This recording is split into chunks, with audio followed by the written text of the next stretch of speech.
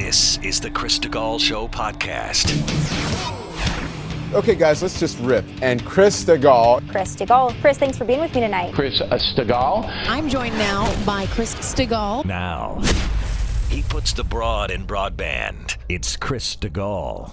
The Chris DeGaulle podcast is presented by usmedicalplan.com. Save big money monthly and get better health coverage at usmedicalplan.com. It's Thursday, the 21st day of December. Thanks a lot for downloading the Chris DeGaulle Show podcast. Coming up today, we'll go down to the border, talk with Ron Vitiello, who has a fascinating background, which I didn't know, and you'll hear unfold live during the show because I didn't know during the conversation that his background was such, but it's a powerful background, personal story, as he was the former chief of the U.S. Border Patrol and former acting director of U.S. Immigration and Customs Enforcement, ICE. This week was called the single worst week in terms of border crossings by a lot. So he'll give us the latest, what he thinks can be done. The Senate has said they're going home for Christmas because it's just too much to get the border thing figured out. So they'll get back at it in January. What does Ron think needs to be done? What's like the, snap your fingers solution to this, or is there one? We'll get into it. Ed Martin will join us. He is a J6 attorney. He's also working with an organization called the Patriot Freedom Project. Ed, representing these J6ers, is also very, very interested in what the outcome will be as Jack Smith prosecutes Donald Trump under the auspices of the very same things many of these J6ers are being detained over. If the Supreme Court rules with Donald Trump, that can mean major implications for J6 detainees. So Ed will give us his perspective and continued reaction yesterday. And it's amazing. The reaction in support of Donald Trump, or at least if at a bare minimum, maybe not support for Trump, but the outrageous decision by the Colorado Supreme Court kicking him off the ballot. You will be surprised the number of people who actually come to Trump's defense on this thing. We'll have much, much more reaction for you coming up in today's show. I will also tell you that after today's show, those of you who are Philadelphians in particular, you'll know the name. Those of you who aren't, I still think you'll enjoy the conversation. I decided to put it outside today's podcast as a separate podcast a little later today. I will post a conversation I had with a morning drive sports talk host. He was the number one morning show in radio for 30 years in Philadelphia. His name's Angelo Cataldi. And Angelo has written a book about his life and his career. He's just a fascinating guy, and whether you liked him or whether you hated him, and there was no in between for Angelo, but he was a ratings titan forever in Philadelphia. He's written a book called Loud, How a Shy Nerd Came to Philadelphia and Turned Up the Volume in the Most Passionate Sports City in America. So if you're an Eagles fan, if you're a sports fan, we talk about Andy Reid in there a little bit too, you Chiefs fans, as I am. If you're just a broadcasting fan, if you like radio, if you've been a sports talk radio listener or a talk radio listener, we get into the industry a little bit too. It's a great conversation. That's going to come after today's show, a little later today. If that's not interesting to you, that's why I made it a separate show so you could skip on past it. All right, before we get into it, let me tell you about John Ruhlman, the guy that makes this show every day possible. He's our title sponsor. He runs a company called usmedicalplan.com, usmedicalplan.com. Operators are standing by, as he says. He has many, many people on his team all committed to the exact same focus. When you call them today and you say, hey, I want to run my medical insurance premium by you. Here's what I pay every month to insure me, my small business, my employees, my family. Or I don't have any insurance at all, and I'm not even sure what it would cost if I got health insurance. Call him. You might be shocked at the money you can save. Like 30 to 60% on average is what most people are saving, which is a stunning sum of money. I have a personal friend that's saving $2,000 a month because he made this phone call to insure his family of four. $2,000 a month. Consider that. All right, but you can't know that you can do better until you call him. Or maybe you have the best plan out there, and isn't that nice to know that you do have the best coverage and the best plan? He'll never leave you with half coverage either. Like, people worry, well, if it's cheaper, that must mean I'm not going to get the best coverage. That's never true. And if you're already in some bureaucratic mess and nightmare, let John's team solve it for you. They have a customer care department that will get involved so that you can go on about your day and let them deal with the bureaucracy of your health insurance. All right? 877-410-4321. 877-410-4321 or usmedicalplan.com. New YouGov poll of adults that is adults. Now that's just people walking down the street. Overwhelmingly, independents and Republicans disapprove of Donald Trump being thrown off a ballot. Overwhelmingly, independents and Republicans disapprove of that. It will not surprise you of knuckle-dragging, mouth-breathing adults, whether they vote or not. That's not what YouGov sampled. They sampled adults.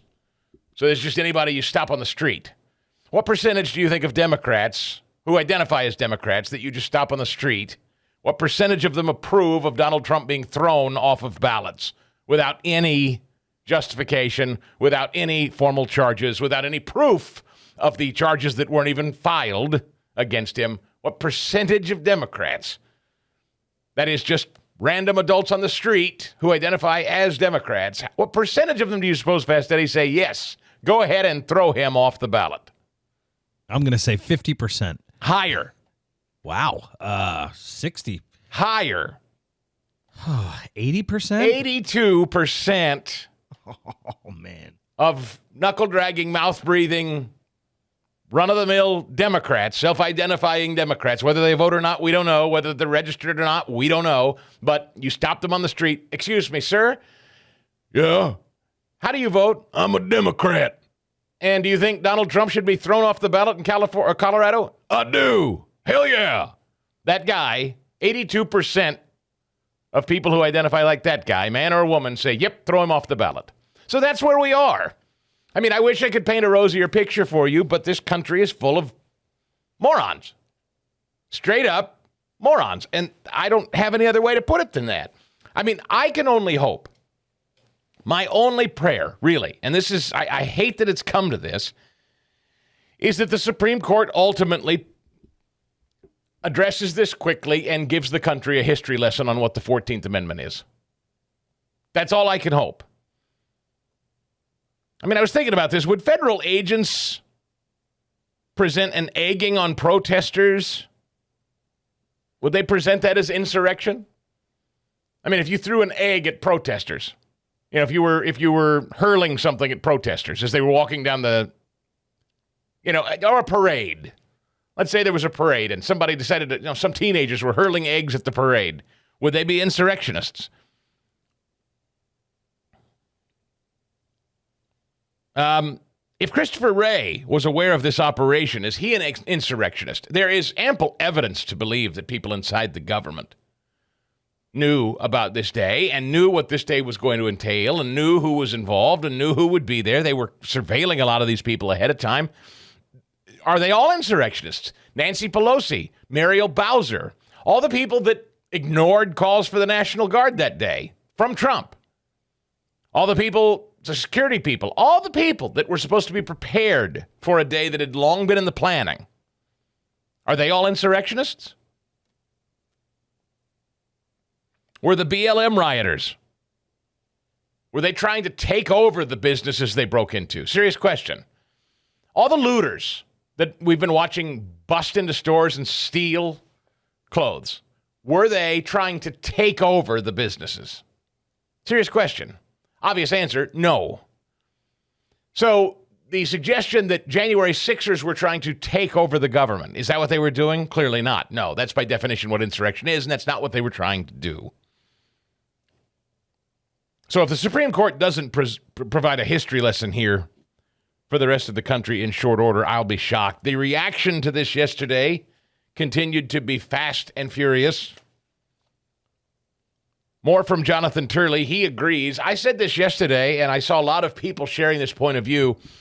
You would hope, you would want that regardless of partisanship, all these justices say this is a bridge too far. You would want at least Elena Kagan. It's way too much to hope for the woman who doesn't know what a woman is, Jackson Brown, the newest justice, and the wise Latina. They are so partisan, it's too much to hope that they could bring themselves to agree. You hope Kagan maybe could, and I pray that the other six, as I say, provide a history lesson here, but it would be useful, Turley points out, if they all locked arms and said on this, we can't go. You cannot pass go here. On this, all of us agree this has no standing. You cannot do this. Take a listen. presidency, because if not, it's a get out of jail free card. We can't have one office be able to do whatever they want when it comes to rebellion and then be able to be seated in office again. You say what, Jonathan? Well, it's a curious argument because it's not a get out of free card, because there's laws governing insurrection and incitement. And notably, Trump was not charged with that. You had a very motivated special counsel in Jack Smith who hit Trump with anything he could, but he conspicuously left out incitement, insurrection, sedition, because he couldn't prove it, because the evidence is not there. So that only adds to the problems here. But the real issue for the Supreme Court is far more fundamental and frankly chilling. This country is the most successful and stable constitutional system in history. Now, after 2 centuries of that, what these 4 justices have done was to introduce a destabilizing element in that system. And it's going to go to the Supreme Court. And this may be the ultimate challenge for Chief Justice Roberts. I don't have much question they will overturn this decision, but they should do it unanimously. They should do it in one voice. All 9. And not divide on this. It's too important not to speak as one. Well, I completely agree with his sentiment. I said so yesterday. But do you think that the woman who can't tell you what a woman is a reasonable person or an activist? I mean, when you tie yourself in knots when asked what is a woman and how do you define it, and she can't, and she's the new Supreme Court Justice of the United States, what's your optimism that this is going to be a reasonable person who understands that the republic is on the line here, and that the importance of all of them agreeing with what Turley just said is above partisan politics? What's the likelihood that this person is not a small, pea-brained partisan who recognizes the importance of this? I don't hold out high hopes. I also don't hold out high hopes for that lunatic Sonia Sotomayor. I think there's a possibility Kagan comes around. I think there is. I'm going to hold out until she proves me wrong. I'm going to say maybe 7 of the 9. Not betting, just hoping. It's Christmas after all, the season of hope. How insane is this? We already told you yesterday and played for you what Chris Christie said. He doesn't think Donald Trump should be thrown off the ballot. He thinks people should reject. Jonah Goldberg, you always count on old Jonah. Old Jonah says, really, this is your fault. The brilliant Jonah Goldberg, formerly a conservative, not sure what happened to him, wrote a great book called Liberal Fascism. Frequent guest of my show. Invited him into town to have a book talk with listeners. I don't know what happened. Just like I don't know what happened with Liz Cheney and so many other people. I don't know. Interviewed all these people, and then they just lost their minds. Jonah says it's your fault. We wouldn't be here if all you idiots would have just understood what a horrible human being he was and stopped entertaining his legitimacy as a candidate. We wouldn't be in this mess if you'd just left him alone. Let well enough alone and just dropped this and moved on to DeSantis or somebody else. But you morons wouldn't let it go, and so now here we are. The Colorado Supreme Court issuing radical decisions. It's all your fault, morons who support Trump. Literally, that's what he tweeted. But even some Trump haters are intellectually honest enough to admit, I don't like the guy. I don't want him to win. I don't want to see him near the Oval Office again. But this, I can't abide. Christie said it yesterday. Bill Barr, no fan, said it too. Listen. The core problem here is the denial of due process. To deprive somebody of the right to hold public office requires due process. It requires an adjudication of 2 core issues. One, was there an insurrection? Did the public disturbance rise to the level of an insurrection? No. And second, what was the role of the individual in there? Was it engagement? Did they do something to break their oath of office? No, because Jack Smith didn't charge it. Those are complicated facts, and this was denied due process. It was a 5-day hearing. There was no jury. It was before the judge. They were not able to subpoena witnesses and compel the attendance of witnesses. They relied on, the hearings, the January 6th committee hearings, which is mostly hearsay. There was no right to cross-examine during those hearings and so forth. So as the dissent said, and by the way, the three Democratic justices who dissented, their opinions, I think, are masterful. And as they pointed out, they said, the process here was a procedural Frankenstein. That did get lost. It was a 4-3 decision. All 7 of those Colorado Supreme Court justices are Democrats. All 7 of them. And 3 of them said, no, this is nuts. So that is an important point that Bill Barr brings up. But to his point, and to Turley's point before that, this hasn't even been charged, never mind adjudicated in the court of law. And the man they're charging with insurrection, who hasn't been charged with insurrection, hasn't had a fair trial to boot. So you can't have a trial without charges. It's nonsense. So when Bill Barr and Chris Christie are saying it, folks, nevertheless, it's become very, very frustrating for people like Frank Luntz and the crew over at CNN. They just don't understand it. How in the hell this guy keeps becoming more popular with every one of these events. Damn it, you're just helping him out there. Damn it, stop it, stop it. What are you people doing at the court? You're just making him stronger. So the obvious first question, Frank, what do you think the impact of this ruling will be on their support for him? It's going to be exactly what the indictments did. It's going to be exactly what the criticisms have done. Donald Trump thrives on negativity. He thrives on legal systems that try to hold him accountable. And I'm convinced that his polling numbers are going to go up. Try to hold him accountable. Just today, the New York Times published 6 key swing states and had Donald Trump up beyond the margin of error in 5 out of the 6. The polling earlier a month ago was significant. Trump is gaining. The more that he is prosecuted, the more that he is condemned, the higher his numbers go as people rally around him. And I would say to the judges, as I said to the Justice Department, you're actually making it more likely that Donald Trump is elected next November by how you are pursuing this. You don't explain the decisions. You don't put things in context. And so Trump climbs and climbs and climbs. And right now, he's beating Joe Biden clearly nationwide. Well, for the judges would say, look, we're just going by the law without fear of favor. And but does the context even matter to Trump supporters? Because there have been. Tonight's ruling was really lengthy, explaining point by point why they believe he incited the insurrection, why the 14th Amendment applies to him. But to the average Trump supporter, does that context even matter? Is this more about, once again, Trump is the victim of the deep state? There's been no charges, you stooge. It actually proves Trump's point. Empty-headed moron. It proves that the people in charge, the people in power, are trying to take him down. But you're not trying to reach all the Trump voters. You're simply trying to reach 3 or 4% of them that will make a difference in this election. So anyway, this goes on. I don't need to listen to any more of these morons. So this anchoress is trying desperately to get Frank Luntz to see it her way. I don't understand why these idiots, Frank, you keep saying these morons just get more and more supportive of him. Don't they understand? Can't they see? And if Frank knew his rectum from a hole in the ground, maybe it's that hairpiece he wears. He doesn't know either. Holding Trump accountable is the best thing for him. He's not being held accountable. He hasn't been charged with anything for which to be held accountable.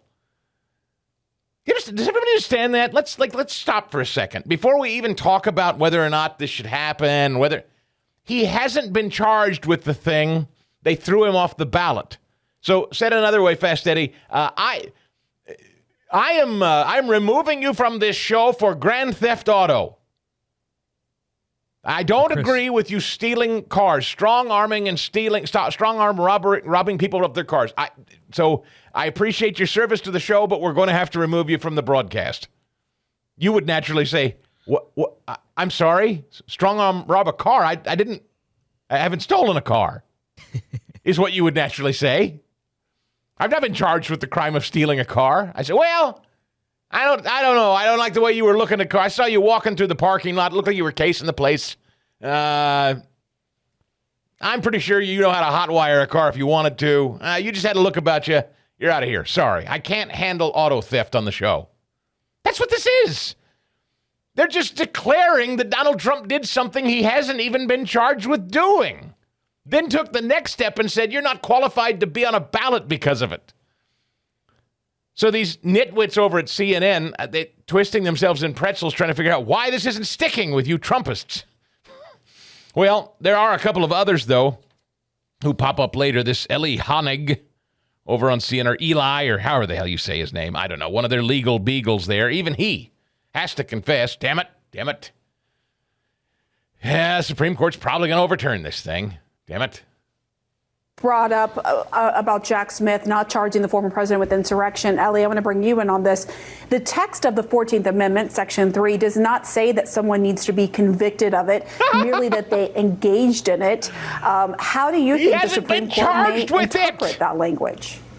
So I think the Supreme Court is going to take this case, and I think the Supreme Court is going to reverse the Colorado Supreme Court. What? I halfway agree with Bob. I halfway disagree with Bob. I disagree with him on whether the term an officer of the United States includes the president. There's sort of linguistic exercises you can do either way. But I think it's worth noting all 7 justices didn't have a problem with all officers of the United States, including the president. And also just logically, if you're going to have a provision in the Constitution that says anyone who engages in insurrection can't serve for future office, it would be bizarre if the highest office was exempt from that. I do agree with Bob, though.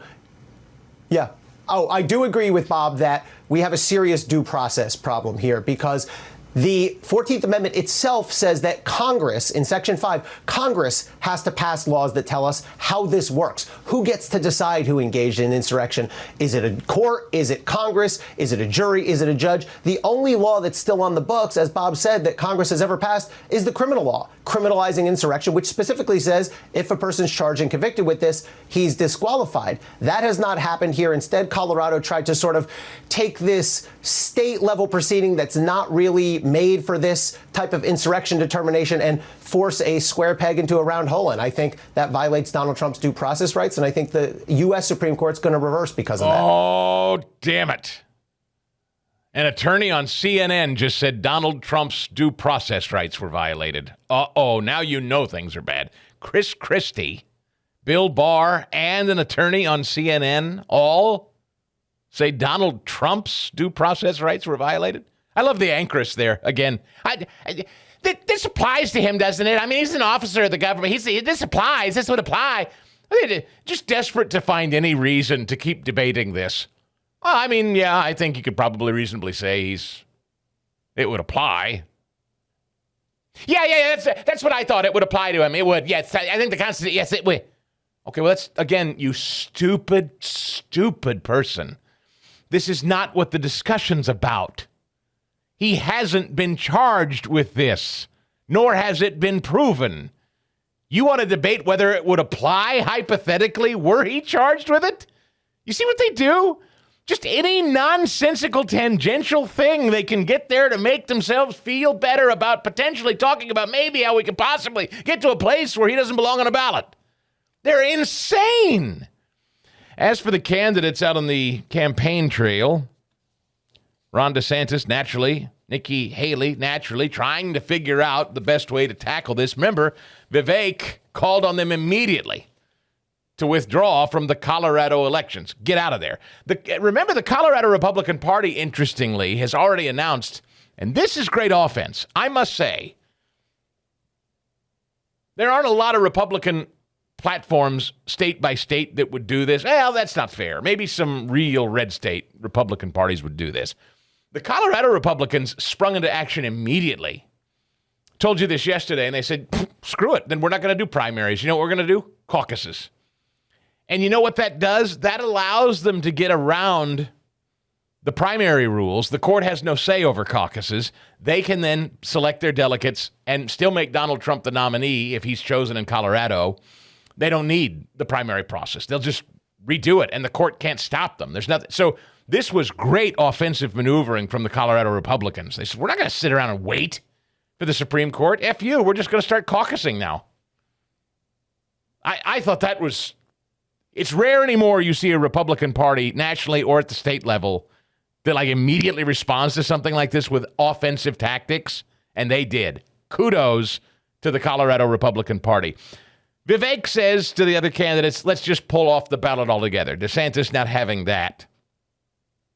Look, on all these things, what you're seeing the left do is they will use the power of the state to advance their agenda. And you see that with the Colorado Supreme Court. I mean, look, if somebody's convicted or something of some of these things, there was no trial on any of this. They basically just said, what, you can't be on the ballot? I mean, how does that work? What's the limiting principle for that? Why could we just say that Biden can't be on the ballot because he let in 8 million illegals into the country and violated the Constitution, which he has? Yes. Could we just say, oh, well, they have money coming to Hunter, whatever? So I think the U.S. Supreme Court is going to reverse that. But here's the larger thing of what the left and the media and the Democrats are doing.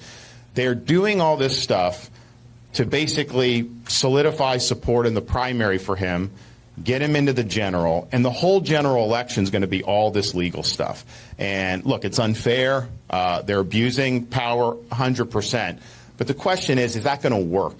And I think they have a playbook that unfortunately will work, and it'll give Biden or the Democrat or whoever the ability to skate through this thing. That's their plan. All right. That's what they want. Now, here's the question I have for you, and this is a sincere one. I'm just asking. I'm not trying to be antagonistic or pick a fight here. Does it work for you, given what we've been going through now? I mean, to the point that this has gotten now where a state has thrown him off the ballot and the Supreme Court is probably going to have to decide it. We've already been through, 91 charges, 4 different courtroom settings, his home raided. But now they've thrown him off a ballot. DeSantis says this is wrong, shouldn't have happened to him, but this is playing out exactly the way they want, and you're falling for it by supporting Donald Trump. Does that work for him, DeSantis? Is that an argument that works for him? This is wrong the way he's being treated, but this is playing out exactly the way Democrats want, and you're falling for it, you people that support Trump, which is why you've got to choose me. Does that work? It only really works for the people that support him. Everybody else, it polarizes. I'm not sure why you go the extra step of saying this is playing right into their hands when you continue to support Trump. That's the part of the, if somebody asked me from Team DeSantis, and Lord knows they haven't, but if somebody from Team DeSantis asked me, I'd say, just call it wrong. Just call it wrong and move on. I'm running my own race. I'm running my own campaign. What they're doing is wrong. I want to beat him straight up, head to head. I don't need somebody to take him off a ballot. I believe we can beat him head up, straight up. And leave it at that. But when you go this added step, and this is where I think, respectfully, a lot of DeSantis enthusiasts get it wrong. They start lecturing people who support Trump like they're being duped, like they're morons. Emotional idiots who are being played by the all-too-clever Democrats who have tangled you in their web. Ha, ha, ha. And the smart play would be not pick Trump and not support Trump, but rather support one of the other Republicans. Like me, Ron DeSantis. And I just don't, to me, I don't think he sees it this way, but to me, all he's doing is ticking off and insulting people who are now pissed as they've ever been pissed on behalf of Donald Trump, and they're not about to back down, and they don't want to be told they're being tricked into being pissed. They're righteously pissed. I'm righteously pissed. I've been righteously pissed since they stormed his home.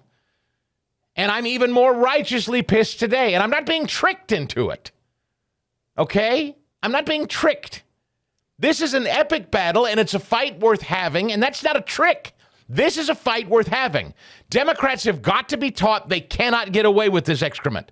If they do, if they're successful, Ron DeSantis, Nikki Haley, Chris Christie, Bill Barr, every other, Liz Cheney, everybody who calls themselves a Republican from this day forward, if the Democrat Party is successful in doing what they're doing to Donald Trump, pack it up, every last one of you Republicans, and go home. Because there is no game to be played anymore. It is one-party rule, and you got to know that.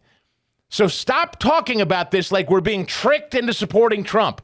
This country, over half, I would argue, of this country is being railroaded and politically persecuted into submission and silence for the rest of our lives. if this is allowed to stand.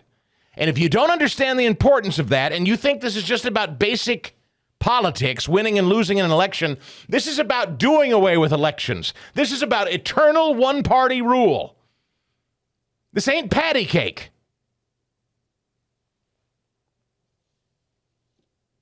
Nikki Haley did something a little more akin to what I would suggest these candidates do. Do you think that this is an injustice, this Colorado decision, and do you think it's wrongly decided by this court? Thank you, Martha. I think this is, it goes back to our country being in disarray. The idea that judges are going to take it upon themselves to decide who can and can't be on the ballot is truly unthinkable. And I think the people of Colorado should be furious. I am going to defeat Donald Trump on my own. I don't need a judge to go take him off the ballot. I don't think he should be president. I think I should be president. I think our country would do a lot better if I was. But we should have this race fair and square with him on the ballot just like everybody else. And the idea that we would go and say, just because these liberal justices don't like him, they want to take him off the ballot, that's not a democracy. That's not who we are. That's not what we need to do. I mean, we're also not what Nikki Haley says we are, but she answered that question correctly. So I give her credit. She answered that question better than DeSantis did. That's exactly the way to say. And by the way, I know it's way too much to hope for. I know I've already been Pollyanna about the Supreme Court. If Joe Biden were any kind of man, if this stupid, feeble old husk were any kind of tough guy, let's go out behind the barn, corn pop, bad dude, chain, Mr. One-Hand, Jack Palance push-ups. If he were Billy Badass the way he fancies himself, this octogenarian husk, you know what he'd say? Bring him on. I don't want him taken off any ballot. I want to fight him straight up, mano a mano. Bring him on. Make him the nominee. Let's go. I'm Joe Biden, and the country's riding with me. Bring him on. Did Joe Biden say that yesterday? Did he say what Nikki Haley said? No. No, he didn't. And the Democrats wouldn't. You see, they don't believe in elections. They don't think they have to run against somebody like Donald Trump. He doesn't deserve to run against them. A real man, a real woman, and I'll give Nikki Haley credit for that. Real men and women say, bring him on. Don't take him off any ballot. I'll just beat him. Thank you. Okay, how are the finances looking this year? It's a tough time for everybody, and making sure you're financially squared away is critically important. You're looking in the rearview mirror to last year, thinking ahead to 2023. And if you're ready to review your financial situation, I hope you do it with Jason Perrette, financial advisor at Eagle Wealth Planning. He's got a passion for this stuff, providing financial services. If you're looking to pursue financial independence, true independence, whether you're in retirement, whether you're brand new and just starting out, or you have no retirement savings at all, you're just kind of wanting to get a start, or you're not really happy with who you currently have as an advisor. Jason focuses on producing consistent results for his clients based on their unique financial goals. His main objective is to help you pursue each and every one of your goals. Because he's a fiduciary, he provides clients with complete wealth management and investment services, and it's very personalized and professional. So he can help accomplished entrepreneurs, professionals, retirees, and like I said, even young people get started on pursuing financial independence for the long term.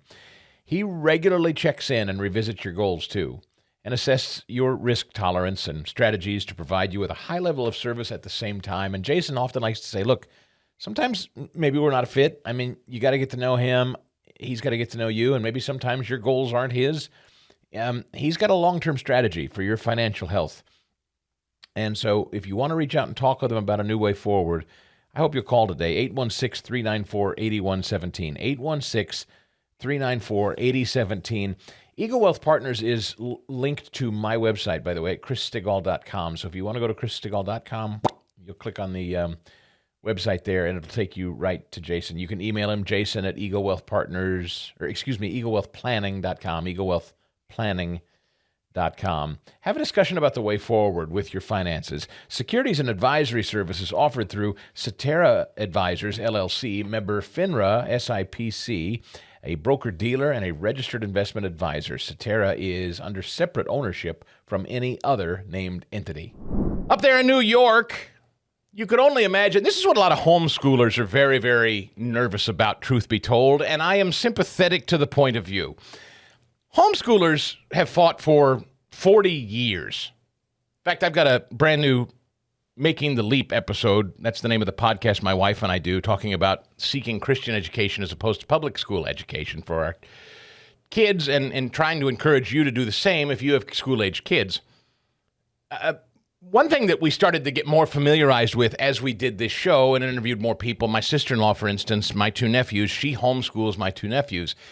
And I've gotten to know more and more people in homeschooling. Homeschooling is the fastest growing education system in the country by a lot. It's exploding. More and more people are homeschooling than ever before.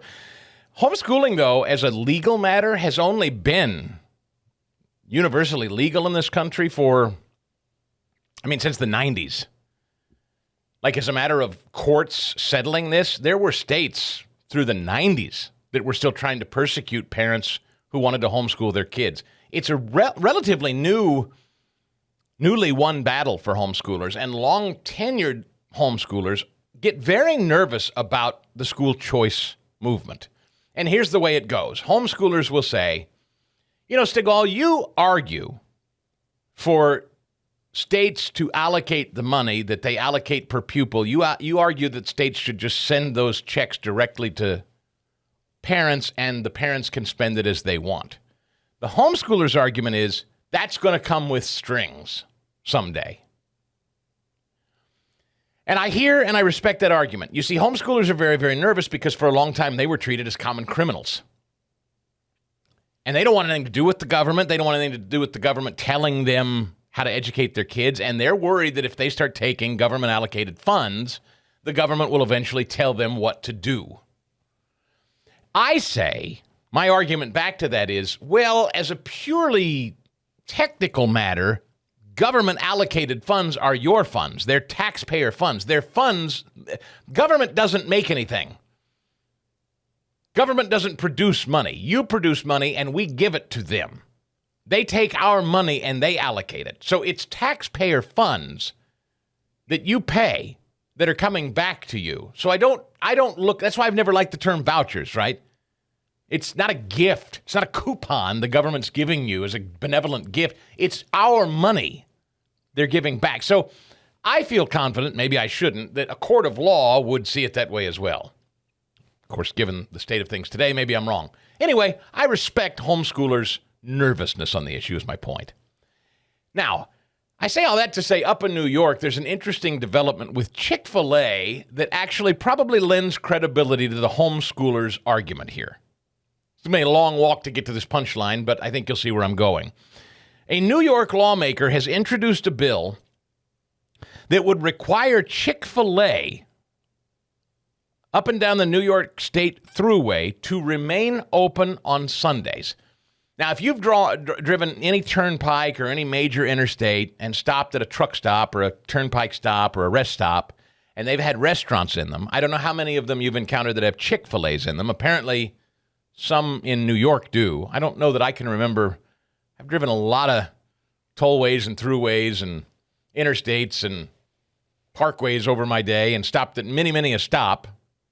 I don't remember a Chick-fil-A being in any of them. Do you? Apparently they're all over New York. I've driven a whole lot, especially up and down the East Coast. I would have loved for there to be a Chick-fil-A, but I don't remember one in New York, man, on the Thruway. Well, apparently this guy who represents parts of Manhattan, this guy called Assemblyman Tony Simone, says his bill would require companies that sell food at all transit facilities and rest areas along I-90 to remain open 7 days a week. Now, of course, Chick-fil-A, as we all know, because they are true to the Word of God and Scripture, they close on Sundays. They believe Sunday's a day of rest. They believe that is a commandment they're keeping from God. That's why their business is closed on Sunday. This assemblyman in New York said, not if we're going to let you sell your sandwiches in our state-run facilities. You're going to keep open 7 days a week or else. Let me just tell you something. If I think I know this organization the way I think I do, and I have been critical of Dan Cathy, who runs it at present in the past, but if I know Chick-fil-A the way I think I do on this, when it comes to keeping God's commands, I think this is a bluff that the assemblyman and the state of New York will lose. I think Chick-fil-A would sooner say, then we'll not sell our sandwiches in your state-run facilities. If that's the way you want to play, then we're pulling out. We're not selling our sandwiches on Sunday, and we're certainly not doing it because some assemblyman comes along and says we have to. So we'll just leave. And so, the argument is that it's a disservice to the taxpayers of New York that Chick-fil-A in these places, in these truck stops and whatnot, isn't open 7 days a week. What's the bigger disservice, that Chick-fil-A leaves 7 days a week, including the day they're not open, or they're not open 1 day of the week and open 6 at a state-run facility? Like, what, for taxpayers in New York, what's the bigger disservice? No Chick-fil-A at all? Or Chick-fil-A closed on one day they observe because they're keeping God's commandment on Sunday? What's the bigger disservice? This assemblyman says that Sunday being closed is a disservice to the taxpayers of New York. I would say the taxpayers of New York would much prefer to have, I can't speak for them, of course, but my guess is they'd rather have 6 days of Chick-fil-A than no Chick-fil-A at all. That would be my hunch, given the business model of Chick-fil-A. But I wanted to call your attention to it because it is an important point. It kind of made me think of you homeschoolers out there and your nervousness about partnering with the government. Chick-fil-A, when they joined forces with the New York government and said, can we put our restaurants in your truck stops and rest stops? And New York said, sure, come on in. Was Chick-fil-A thinking down the road someday they may force them by law to stay open on Sunday, a day they don't believe in being open because they're trying to be observant Christians?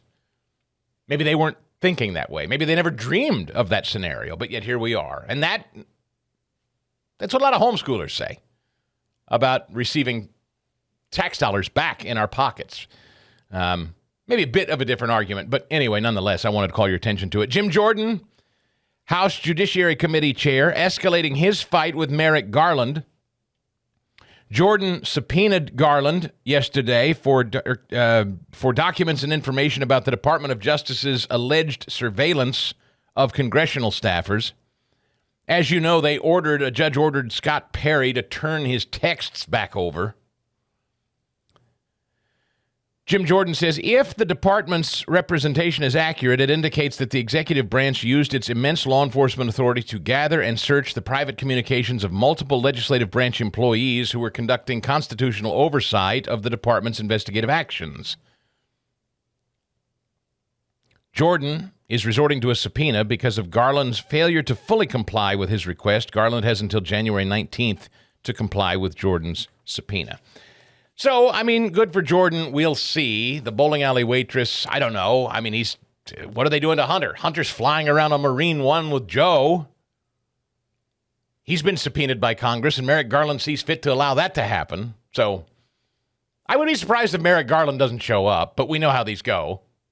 The bowling alley waitress shows up. He's badgered by members of Congress, and he sits there with that voice from hell, that monotone voice from hell, lying straight through his teeth, but always doing it with a calm demeanor and a monotone delivery.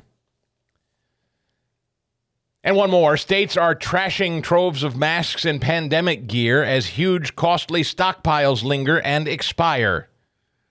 When the coronavirus pandemic took hold in an unprepared U.S., and the U.S. was unprepared, many states like Ohio scrambled for masks and other protective gear. Supplies so limited in 2020, the state bought millions of medical gowns from a marketing and printing company and spent $20 million to try to get personal protective equipment made in state. 3 years later, as the grips of the pandemic have loosened, Ohio and other states are now trying to deal with an excess of protective gear, ditching supplies in droves. Of course, we had all these stories about all these stupid masks winding up in the ocean, choking turtles and everything else. All these are morons. All these morons that said we can't have a plastic straw anymore because we're killing the turtles. Now you've just got bodies of water awash in these masks floating around and other things. Expiration dates passing, few requests to tap into the stockpile. Ohio auctioned off 400,000 gowns. What would you pay for 400,000 disposable gowns, Fast Eddie? I got a pallet of 400,000 paper hospital gowns. What would you pay for those? I have no idea, man. 10 cents. Turns out they go for a cool $2,500. 7.2 million masks just got tossed. Boy, I hope we learned something from the COVID era. Welcome back to the show, an old friend of the show. I've known Ed Martin for years and years and years, all the way back to my Missouri days. I've known him for all the years that I've been affiliated with the Phyllis Schlafly Eagle event and the Eagle Forum, which he's always headed and been active in the chapters that gather in Pennsylvania, both in Philadelphia and Pittsburgh. And so, Ed, welcome back to the show. Thank you, Chris. Great to be with you. Merry Christmas to you and to your great listeners. Merry Christmas to you. And I should also say a practicing attorney, which is the reason we invited you today. But you're a busy man. Well, I've been very blessed. You know, my father once told me when I had the experience of, it's another story, but I had gotten invited by John Paul II to go to work for a month with him in the Vatican. And my father said, you're like Forrest Gump, but overeducated. And so I think I'm overeducated, but I am very privileged. I've been very blessed, and I don't take it for granted. So, yes, thank you. Well, thanks for your excellence and your work. One thing that you do well, because you also, by the way, you're also a broadcaster, and you know how to communicate, and I value that particularly in the law, because I have tried my level best to sort through what the Supreme Court is doing and what role they might play in the lawfare going on with Donald Trump, but similarly, how it applies to J6ers. I should say that you have been intimately familiar with the cases of many detained J6ers. Is that right?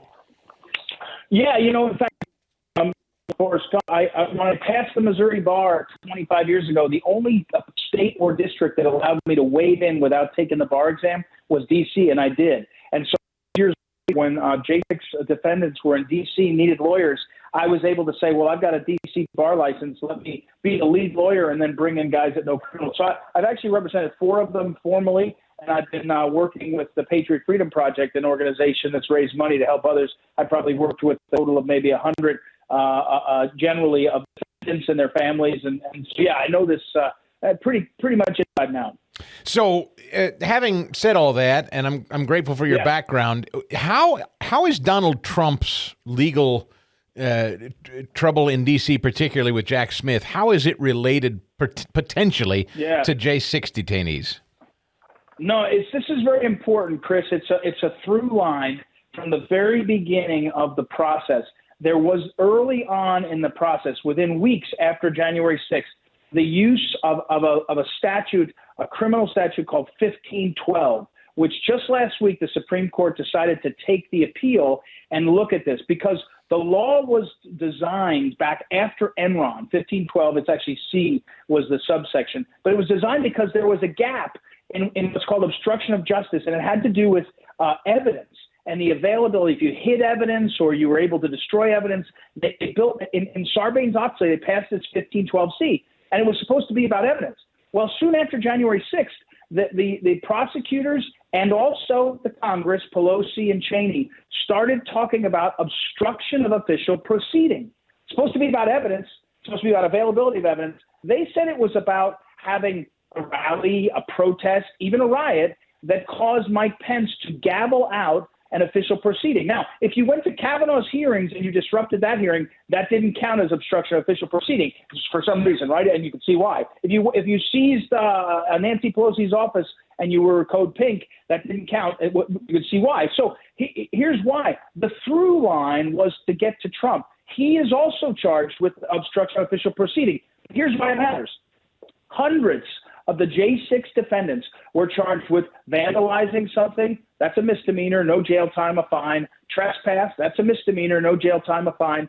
And other nonviolent misdemeanors. And then the felony, 1512, 20 years in prison. So they put real teeth in this, but then they made it into something it wasn't. And all along, Donald Trump is not charged with insurrection. Neither is anybody who was in January 6th and these protesters. And here's the sick part about it, Chris. The reason why these guys, almost all men, are sitting in jail for years waiting for trial is because they said, look, these are people who did a violent felony, a felonious, look at this, 1512. Otherwise, you would send these people home. You'd say you broke a window. You're an idiot. But come back when you come. So it's been teed up this way, and we've been protesting. We've been complaining, and the judges haven't done anything until the Supreme Court said we're going to take this last week. I guarantee this. You can take it to the bank. Trump won't have a trial before the election in D.C. now because of this, because it's going to take until April to argue it. It's going to take until June to decide it. There's no way that they're going to try this case in August. So this will delay everything past the election. But more importantly, as I said, Chris, I'm sorry for the soliloquy. I said to someone, who ordered the 1512? Who said this is the playbook to destroy lives, to distort justice?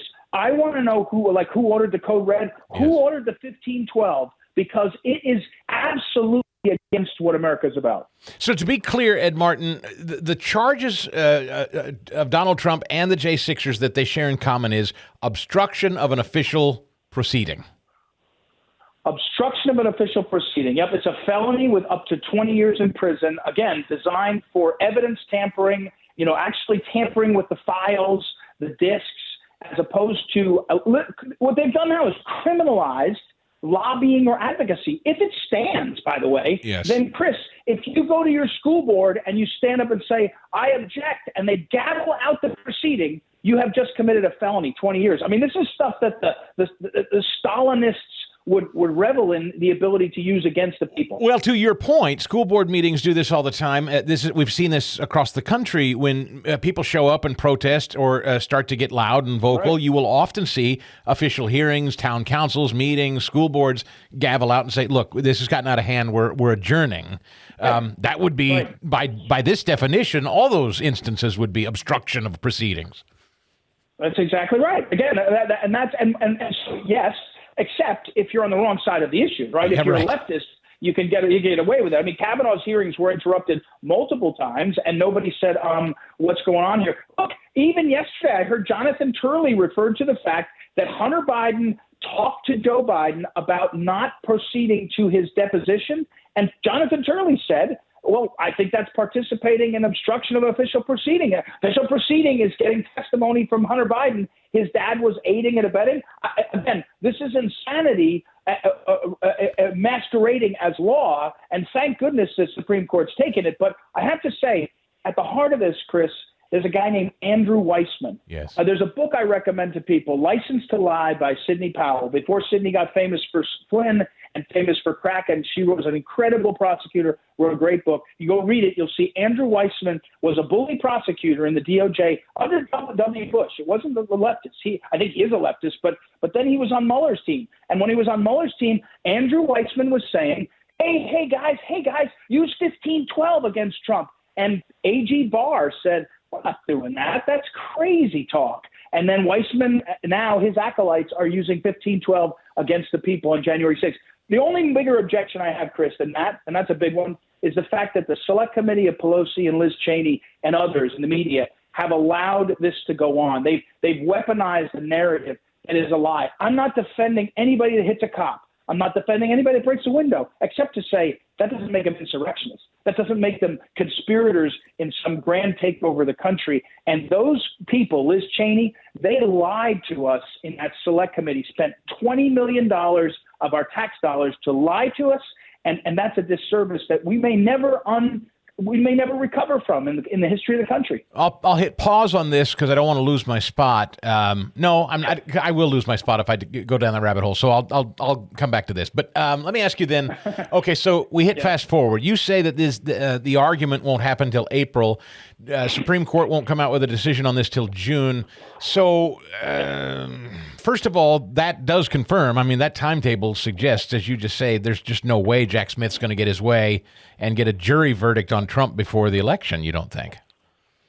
There's no way. Now he may try to force it, but there's no reasonable way. Look, the Supreme Court, the way they do this is they took the case last week. The clerk will announce the argument date, which will be probably late March or early April. There's other cases already lined up, and then they'll brief it backwards, and so they'll be briefing it for the next 2 months.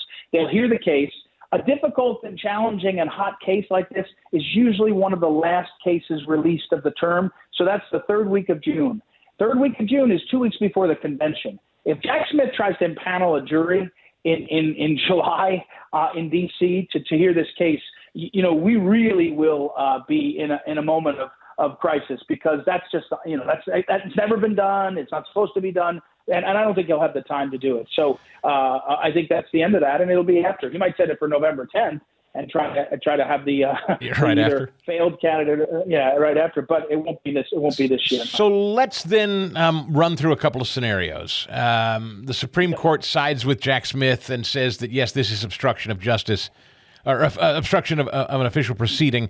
Then we're in no different place than we are right now. But if a majority of them say this is not obstruction of an official proceeding, in theory, then shouldn't that immediately free anyone still detained under the auspices of that for January 6th?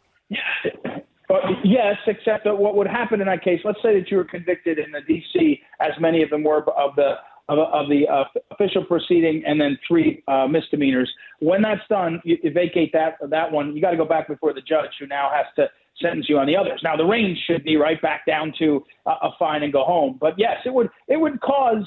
It would cause a major shift in everything, including the narrative. The real problem, Chris, though, is I've advised some of my clients, when you're faced with 3 misdemeanors and the felony obstruction, and you're going to D.C., my recommendation, one of my guys, was, if you take a deal right now, you've already served 2 years. If you take a deal, you'll serve another 11 months. If you don't take a deal and go to trial, you might get 8 years. You want to be home with your kids, you got to take a deal. And many of them took deals, and they knew this. The DOJ knew this. They were manipulating this system. They would let you take a deal on everything. You could drop everything except obstruction of official proceeding. Why? Because they wanted to say, look at how many people were convicted of this. Look how many people pled guilty. They admitted they did it, Your Honor. You can't say that it's unfair. They admitted they did it. And so it's a really nasty moment in American law. And one more objection, besides Liz Cheney and Pelosi and that gang: where are the lawyers? Yes. There used to be lawyers who would say, and judges who would say, like Barr did. Barr said to Weissman at Mueller's investigation, you can't use that. I give him credit for that. Where are the lawyers? There's very few lawyers. In fact, guys like me that take these cases, we're worried that we're going to get Barr complaints against us, because that's what the left says. Make those guys pay for doing what the system does. John Adams represented the British that shot the Boston Massacre victims. He in court, he said, I'm honoring the system. And the system right now is being rolled by the judges and the DOJ, and a lot of people, judges, lawyers, standing on the sides going, I better not raise my voice. I might get, uninvited to whatever, a cocktail party, or just, be shunned. It's incredibly frustrating. Yeah, it is a sad and concerning time, to be sure, in American legal history. Ed Martin is with us. He represents some of the J6ers. And now I want to pivot to politics, because you've been active in Republican politics for a long time, and that's where I wanted to go next. You mentioned guys like Bill Barr. He's not a Trump fan, but he is pretty consistent with the law. And to your point, he says that this is silly. But let's go to somebody like a Liz Cheney. What motivates a woman like this to go on a book tour and go on MSNBC and CNN? What is her? I mean, you remember, it wasn't that long ago when her dad was Darth Vader and the worst human being in the world to the left, and now they're wrapping their loving arms around Liz Cheney. What's going on there? Well, Chris, you might be as, I think you're as qualified as I am in terms of this broader question. What is the psychology of people that hate Trump so much because they impute on him this idea of being a dictator or whatever? Like, I'm a conservative. A lot that he did in office was not conservative enough for me. That's right. I met someone the other day, a LGBT activist, and then she came up and she said, Trump is this, Trump is that. I said, hold on LGBT stuff, he was on your side more than conservatives. In the world, he was known to pressure, Saudi Arabia and others to stop executing people for, so, and she's like, no, he really does. I'm like, okay, so I don't know about that. I can tell you this. Liz Cheney, there's a rule I have, Chris. There's a disease that I identify people. It's called presidential fever. And the presidential fever, it's like malaria. And when you actually get it in your bloodstream, if you're Mitt Romney, John McCain, Hillary Clinton, John Kerry, and by the way, Donald Trump and Joe Biden, once you're the major party candidate for a major party, you never get over waking up in the morning going, I should be president of the United States. Why am I not president of the United States? How can this be? I'm not going to stand down and not run again. I'm Joe Biden. I'm not going to not run again. I'm Donald Trump. And Liz Cheney, I think, got close enough that she kind of got infected with that because she thought I could be a national. She really was going to be a national figure. It makes no sense to me how she's thinking. When she says things, I think she seems, not mentally fit. I mean, she seems like she's deluded, but it's just classic that the left honors her and trots her around and says, let's listen to Liz Cheney on Deep Thoughts. I mean, 6 years ago, she said she wouldn't be for gay relationships, even though her sister was in a relationship. And then, a year later, she said, I was just kidding. I really am for gay marriage. I mean, look, politicians that are hypocritical, that don't have principles, that's not a distinguishing characteristic. At the top level, they're all like that. But I'm just saying, let's not pretend somehow she's suddenly really a deep thinker on issues of constitutional law and or Constitution itself. So, but she's certainly the flavor of the day right now. So, Ed, I know you're an officer of the court, and you also, I know you're watching this Supreme Court case closely. Obviously, it'll come out in June, but I've been trying to handicap what this Supreme Court might do. I know that's always dangerous. John Roberts, I just assume will go along with the left. I just assume that, and I'll be pleasantly surprised if I'm wrong. A lot of people are nervous about Amy Coney Barrett and Kavanaugh.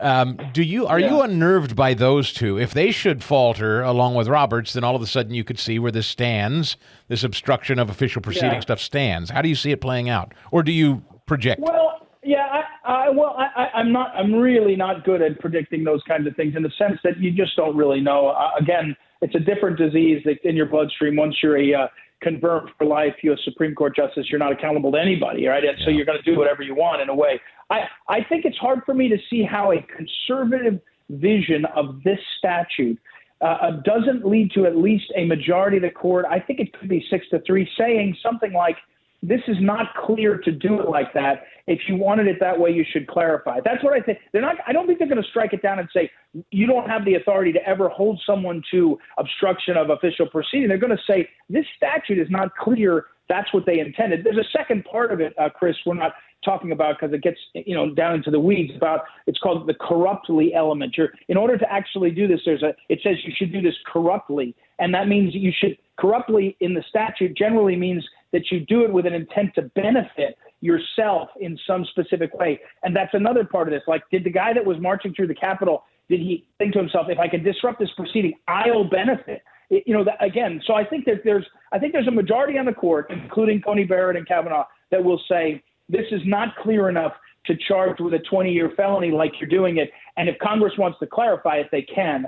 I think that's where it'll be. But look, Alito and Thomas, I think, will come ripping through this and say this is absolutely government abuse. But you never know. You really don't know. And I think the court is going to be under some pressure to be thinking, are we going to make a decision in June that appears to change the whole election? And they're going to feel that. And that's going to be tempting to do something short of what I think they should. Particularly what they went through with Roe versus Wade and the way they were treated. I think they're terrified to look like they're too pro-Trump. I really do. That worries me. Yeah, no, I think it's a factor. And I think, a guy like Roberts has shown a willingness to say, as Chief Justice, I want to position the legacy of the court, that kind of thing, and therefore, but be above but I don't think they can let this one, I don't think they can, it's framed, I should say out loud, there's a lawyer named Nick Smith. There were 3 cases that went to the court on appeal. They took one of them, and the one that they took is called Fisher. It's better facts for them. It's cleaner. It's not as complicated. The lawyer on one of the other cases who really created this whole argument and framed it well is named Nick Smith. He's an extraordinary guy. And so the lawyers position this in a way. This is not a blanket question of the power of government. It's about a narrow part of this statute and how it's being applied to people. So I think it will work. But look, you talk about the power of the importance of the election. If all this stuff is delayed till the summer and Trump's not tried and all, we're going to an election and somebody's going to win, somebody's going to lose, and the country's going to have to decide that. And it's more states than ever in November of 2024. Yeah, and I'll close with this question, Ed. Do you have a sense, if you think this will probably not, if the normal course of order takes place, we're probably not going to see a trial come to conclusion for Trump before the election's over. Let's say Trump's victorious. Do you believe Trump can pardon himself and wipe all this stuff away? Well, my analysis, I'm not an expert on that aspect of constitutional law, but my analysis as a lawyer, he's got the power. The power of pardon is plenary. I mean, it's one of the extraordinary things, which means totally full, totally complete. He doesn't have to like it. You don't have to like why he did it. He could stand up. Joe Biden could stand up and say, "That's my son. He's done all these crimes. That's his friend. He does crimes." It doesn't matter why. He could even say, "I'm going to go get a job afterwards, working for the law firm where my son's lawyer." It's plenary. It's almost so strong that it's disorienting. So I think he has the power to pardon himself. I think it's more likely that the new attorney general brings everybody in and says, "How did we get to this case? And what did we get here?" And in my estimation, would find that it was, if not dirty pool. And I should be careful. I don't know that. I would say that there's a lot about it that makes you say, how do you make the decision making and the timing? Yes. And you have then the discretion to say the timing's off, the decision-making's off, and we're not going to do this now. So, but again, you talk about constitutional crisis. Imagine what the left will do in January of 2025 if Donald Trump is the president and saying, "I'm dropping all the charges against myself and others." Will quite literally go wild trying to file lawsuits and all. And they, it's they tied him up with Russia in the first term. Yeah. They're going to need something to try to tie him up from doing his job in the second term. Oh, boy. It's going to be a long next year, Ed Martin. That's why we're glad we have your voice. And we'll call on you to help us sort through this stuff as necessary. Thank you so much, and Merry Christmas to you. Hey there, Merry Christmas from Mike and My Pillow. They're working hard to make the savings as big as possible so you can give some great gifts to either yourself or somebody you love. The gift of a great night's sleep, there's very little you can give that's better. I know personally that these Giza Dream Sheets help us sleep like babies at night. We own 2 sets of them, as a matter of fact. And right now, Mike is selling these Giza Dream Sheets for just $29.98 when you use my promo code STIGAL. So you go to mypillow.com, and when you click on the radio podcast listener square, type my last name, STIGAL, or type Chris, or whatever, or both, and you'll see the price drop. A set of pillowcases, just $9.98, in addition to that big half-off sale of the Giza Dream Sheets. You can get a whole MyPillow mattress topper for just $99.99. They also have blankets in a variety of sizes and colors and styles. We have one of those, too. Even blankets and dog beds for your pets. Get duvets, quilts, down comforters, body pillows, bolster pillows, so much more. And all of it deeply discounted when you use my name, Chris or Stigall or Chris Podcast. You can't go wrong. They're also extending their money-back guarantee for Christmas straight through March 1st. So that's quite a deal. You basically get like 3 months of a money-back guarantee if for some reason you're not happy. It's a perfect gift for you or anyone you love, friends, family, everybody. MyPillow.com. Use the promo code Chris or Stigall or Chris Podcast. Or you can call today, 800-932-5056. 800-932-5056. Use the promo code Stigall and get that Giza Dream bedsheet sale, just $29.98. And all your shopping, get it done while quantities last, because these sale prices, they're going to clear out fast. MyPillow.com or 800-932-5056. Promo code Stigall. As you know, and you've been hearing this week, the United States is now facing an unprecedented border surge. I think we have been for a while, but apparently this week, as I understand it, it's as bad as it's ever been. Here to discuss it, Ron Vitiello, former chief of the U.S. Border Patrol, former acting director of U.S. Immigration and Customs Enforcement. Ron, it's good to have you back. I've been seeing some of the overhead footage, the drone footage, the helicopter footage of these holding facilities. That's my understanding. The worst week yet for this invasion. Good morning. Good morning. Thanks for inviting me. Yeah, it's very frustrating. I've spent most of my adult life working on this problem, and you talk about it being the worst it's ever been. We've been saying that since the pendency of the Biden administration. It just keeps getting worse and worse. And just to give you an example, we had a surge when Donald Trump was president, when I was the chief of the Border Patrol and then acting as the ICE director. And the average daily at that time, we would look at the encounters at CBP, and it was about 3,300 a day. We've clocked in twice this week, 12,000. So, a fraction of that was a big problem then. And as a career employee of the government, I said many times, this is the worst we've ever seen the border. And it was true those times. It's much worse now than it's ever been. The difference between those other times I said that and the Trump surge is that nobody's trying. This administration refuses to do all of the things, any of the things, one thing to try to make this better. And it's really frustrating. You have to feel for the men and women of the Border Patrol and their families who are forced to deal with the most illegal traffic that we've ever seen on the border.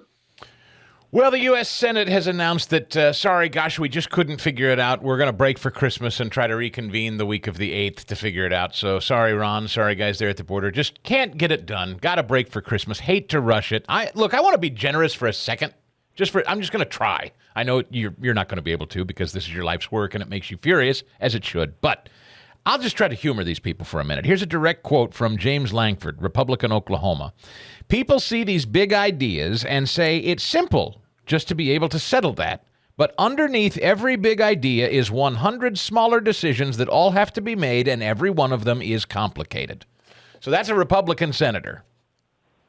Is this that complicated? There's 100 little decisions that we idiots don't see in trying to seal the border that just makes it too hard for them to figure this out in the Senate. Ron. Well, there's a couple of things. I am trying myself to be a senator from Virginia. I'm going to run in the 2024 race. I've announced on the 14th of November. Congratulations. So, great. In context, thank you. In context, he's not wrong about the idea that there's unintended consequences. Every time Congress acts, we should be concerned about what the effects are going to be. What I would also say is that the other side of the aisle, the people that you need to negotiate with, if you're going to negotiate, they have to be realistic in what they want. And every single time that I've watched Congress try to come together on an immigration deal, until this presidency, they've always said, oh, we're going to do a border security package, and then we're going to do some kind of amnesty package. That was always the calculus in all of the other iterations of the Hill trying to fix this problem. This president, the spokesperson gets up and talks about, day one, he put a plan forward. Well, the plan that he put forward does not address the current traffic that exists right now. I think people should realize that. When he says he's got an answer for this, he does not. And his answer had no real material changes for resources and fixing the border. And I will just tell you this. In the 2019 surge with Donald Trump, when I was the chief of the Border Patrol and then the acting ICE director, we asked Congress for help. We asked for additional resources. We asked for a supplemental. But the changes that the president made were based in U.S. law. The Safe Third Country is in U.S. code. It's part of the Immigration and Nationality Act. The president can fix this problem by pushing forward a migrant protection protocol with Mexico. And so if people want to come and claim asylum, they can wait in Mexico. It stopped the last surge. That, along with sufficient detention resources, additional resources on the ground for the men and women of the front line at DHS. But they don't need Congress's help to fix this problem. We need a will in the White House, in the administration, to say, hey, we're going to fix this problem. Obviously, you need help with Mexico. There are other things. I'm proud that the Republicans are standing firm and saying, hey, we all want to help Israel. We need to make changes in Ukraine, which may include resources, and we need to add resources to the border, but not without policy changes. And that's all on the administration. And so I'm glad they're holding firm. I wish they would stay until they get it fixed. But that's the situation. Langford knows this problem. I'd love to live in a world where they put their noses to the grindstone and make something happen. Yeah, I mean, I understand there's nuance to everything, and I don't mean to be a dope emotionally and just say, well, I'll just close the border. I understand that that's a big task, but is it a matter of more than just money? Is there something about it that we Americans are just oversimplifying and don't understand? I mean, yes, physically building a barrier, we would like to see that. That takes time. Manpower, physical manpower. Is it military? Is it more men and women standing guard? What is the immediate solution if Ron Vitiello were king? We have to do all of those things, right? You have to have the resources right. You have the logistics and the facilities right. That's resources. But you got to make a policy change. We got to stop releasing more than half of everybody that comes to the border and crosses illegally. There's only two ways that that's ever worked in my career. Sufficient detention space, and you think about 12,000 a day. I'm not sure that's possible logistically. Or a safe third country agreement, again, with Mexico and the Northern Triangle, which says if you want to come to the border illegally and claim asylum, you've passed through several, in the cases of the flow now, they've passed through several safe countries in which they can make that asylum claim. But yet they're coming into the United States. They're being released in large numbers, encouraging other people to come. And so you got to stop that cycle by making it, not releasing people. There needs to be a consequence to crossing the border illegally. And if waiting in Mexico is what fixed the last surge, we could do that right now. You just have to have the will at the White House to put their foot down, engage with Mexico in a meaningful way. And let's face it, President Trump showed we have leverage with that country. We are their number one trading partner. So we have leverage with them. We had leverage with Venezuela for a repatriation agreement when we had more Venezuelans coming across the border illegally than ever before. But no, we made a deal to allow them to sell oil on the U.S. market without a repatriation agreement. This is the kind of thing where leadership and elections matter. You have to have a will in Congress. You have to have a will in the White House to solve this problem. And this president and his administration refuse to do all of the things that are necessary to make this problem smaller or to solve it at all. Ron Vitiello is the former chief of the U.S. Border Patrol, former acting director of ICE. It's been said repeatedly that these people crossing are no longer just simply Mexicans, Central Americans, South Americans coming here for a better life. In fact, there are hundreds and thousands that have nothing to do with the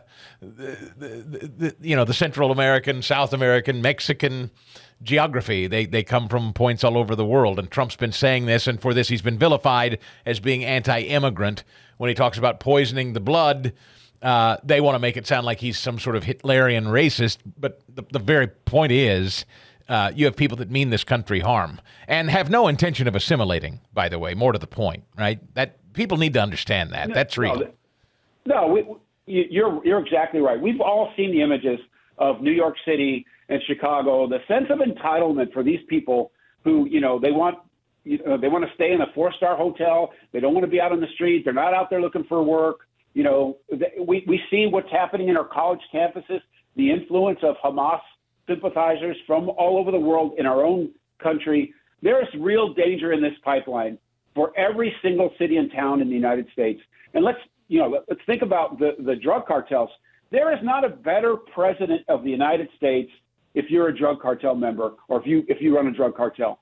Joe Biden is the best president you've ever had because the border is totally out of control. The cartels control the movement and traffic across that border, and he seems to be fine with it. He prefers this chaos over trying to solve this problem. And if you're the Taliban or if you're a Mexican drug cartel or if you're a would-be illegal immigrant, this is the best president you've ever had.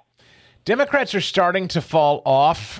People like John Fetterman, Pennsylvania Senator John Fetterman, is starting to speak out about his concerns about the border. Does that surprise you, or is that just pandering? Are you pleased to see that there seems to be some splintering with Democrats who are acknowledging? I mean, this is, according to the latest Fox News poll, this is the second most important issue to Americans, registered voters, just behind the economy. So does that explain Democrats, some of them, their sudden shift to being concerned? Anybody with a couple of brain cells can realize that this is not sustainable. Yeah. It was reported a week ago that 5,000 people are being released from CBP custody after crossing the border illegally every single day. And then that doesn't account for the fentanyl and the other drug smuggling that's going on, people in the pipeline being abused, corrupt Mexican officials, corrupt officials and governments in the pipeline. It's tragedy all the way around. And this president has been derelict in his duty to protect us. And so I'm happy that people like Fetterman are speaking out. And like I said, even a Democrat with a couple of brain cells recognizes that this is a danger to the homeland. And those that don't speak out, hopefully they don't find out the hard way that this was a really terrible idea. We all know it is. And I'm thankful that people like him are speaking out. There needs to be quite a bit more of them. And they got to stop asking for a deal. Let's fix the gaping hole. There's a generous immigration system in this country. I wouldn't be here if the government didn't let my mom in here after World War II. And so we have a generous immigration system in this country, but they're wearing us all out. When we see this gaping hole at the southwest border, when everything's on fire and it doesn't even look like we have a border anymore, no one's going to want to make a deal. No one's going to want to give amnesty to people who came here under these circumstances. So they need to fix this problem. They need to have will at the White House. They need people in the administration that can stand up to this nonsense. Boy, what an impressive story. I just heard you say your mother was an immigrant post-World War II to this country? That's right. Her family, her nuclear family, her mom, her sister, and her dad fled the Iron Curtain coming down in Lithuania. She came here when she was 7 years old. Wow. Back in those days, you had to have a sponsor. You had to report to the government every time you moved residence. But they were in Richmond, Virginia for a while at a farm. They were sponsored by a farmer. Eventually, my grandfather found work in the city of Chicago, and that's where all the rest of our family is from, because that's where they settled way back then in 1944. Think of that. A Lithuanian immigrant family produces a man who becomes chief of U.S. Border Patrol and acting director of ICE. I like that. What an American story. And you're in, now you say you're running for Senate? Yes, sir. Chief Vitiello for Senate.org. Chief Vitiello, FOR Senate.org. Here in Virginia, it's the 2024 cycle. Tim Kaine will be my opponent. I got to say, that's about as convicting a story as it gets. I mean, you literally are the product of legal immigration and then became the chief of ICE and border issues in this country. It doesn't get more American than that. And your story is as personal and compelling as it comes. So, Ron, we appreciate all your insight in 2023. We hope we can continue to rely on it in 2024, sir. Merry Christmas to you.